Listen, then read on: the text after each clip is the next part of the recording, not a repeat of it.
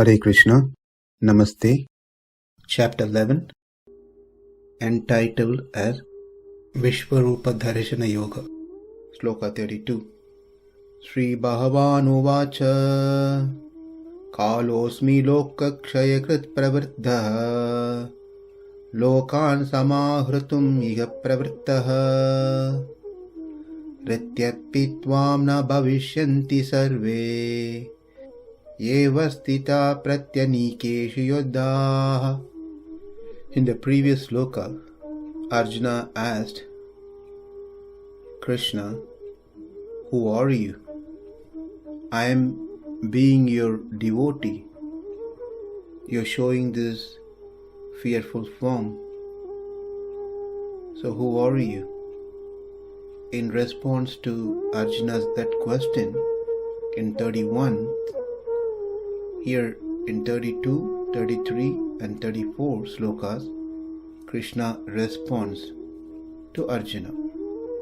A short introduction to this sloka is the Lord, completely out of parental affection towards Arjuna, revealed this universal form. In spite of Arjuna having a lot of faults in him, the Lord doesn't see the fault, rather he sees the fault as a guna, a quality, and this is called vatsalyam or parental love towards one who is surrender. So the point that is going to be made here is whether you fight or not fight, Arjuna, I'm going to finish them. And the reason I'm going to finish them is because that's the purpose of my coming into this world, descending into this world. That is to reduce the burden of Mother Earth. Well, why do you show this form to me then? Why don't you just go ahead and do whatever you wanted? Why you have to show me this form? Arjuna, I show this to you so that you understand, and this is what is going to happen out of my will, which I have decided, and I want you to be part of it. I want you to be an instrument in my hand. That's all. Therefore, you can understand I showed you this form. With that short introduction to these set of slokas, now let's see the word by word and the translation of sloka 32. śrī-bhagavān uvāca. The personality of Godhead said, kālaha, time, loka-kṣaya-kṛt, being the destroyer of the world, pravṛddho, great, having suitably grown in size, iha, in this war, lokān, all people. Here we have to understand it is not the world, lokān, loka means world, but in here, lokān refers to the world, but the people in the world, and even not everyone in the world, only those who present in the battlefield. That too, not everyone in the battlefield, but everyone on the Kauravas side and some on the Pāṇḍavas side. Samāhartum, in destroying, exterminating directly. Samāhartum. Pravṛttaḥ asmi, am already engaged. Praty-anīkeṣu, on the opposite side, the enemy side, yodhāḥ, whichever warriors, vasthitāḥ, are arranged, they, sarve, all of them, tvāṁ rityappi, without you, that is to say, even if you do not take up the arms to fight, na bhaviṣyanti, shall not live. The point here is whether you are going to fight or not fight. The end of these people are decided. They are going to die. That's the point here. It is said in the Vishnu Purana that the Lord who creates and destroys everything, the entire universes, He does everything just by His will. If we have to do something, we cannot just think by will to make it happen. I cannot sit here and then think, let the recording of these verses happen by itself, and the recording of each and every verses just pops up automatically. And I can't say, now let each one get uploaded into the group. It's not going to happen. Us, we all, just by thinking, it will not happen. We have to take an action to make it happen. That's completely not the case with Krishna. Krishna just thinks, sankalpa, and things get going. It happens. And that's how the creation happens. And that's how the destruction, pralaya, happens. When the entire creation and destruction just happens by the will of Lord, as Vishnu Puran says, what is the big deal for Him to extinguish these enemies, these Duryodhanas and parties? Not a big deal at all. Now let's read the translation. The Supreme Personality of Godhead said, I am the great destroyer of the worlds, and I have come here to destroy all people, with the exception of you, the Pāṇḍavas. All the soldiers here on both sides will be slain. Another important point to be noted here is, it is not that Krishna has to take this form to kill Duryodhana and parties, but this is to make Arjuna understand how things happen just by the will of the Lord. That's all.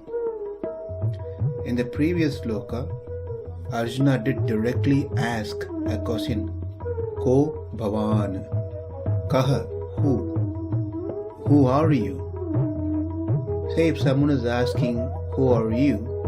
The straight simple answer would be just telling our name. I'm so and so. If I go on telling other things, I came here for picking up my bag. I wanted to meet someone here. I came to deliver some parcel here. Well, the original question is, who are you? And an answer would be my name. So Arjuna did ask, who are you, in the previous sloka. But here, when Arjuna asked Krishna, who are you, rather telling Krishna who he is, his name, like I am Vasudeva, I am Krishna, I am Devaki Putra. Here Krishna says, I am Kālaha, time. So we should understand that Arjuna knew the one who is standing in front of him is Krishna. There is no any doubt about it. But his doubt, as we saw in the previous sloka, is to know what is the purpose of you, Krishna, showing this form to me. And that is what came out from Arjuna as, who are you? And by saying Kālaha, he conveys that is purpose of showing that form? It is to destroy. Purpose is given as a response rather than who he is. Because Arjuna's question was also the same. He was asking what's the purpose. Therefore Krishna is answering here the purpose. I decide the time of destruction for all these warriors. Therefore I am kālaha. There are 3 questions. If we clearly understand that these are Arjuna's questions and the response to that by Krishna, then Sloka 32, 33 and 34 can be understood easily. Question 1.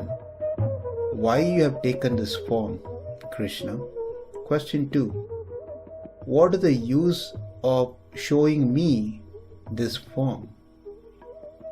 Question 3. If you decided by your will to kill, then why do you need me?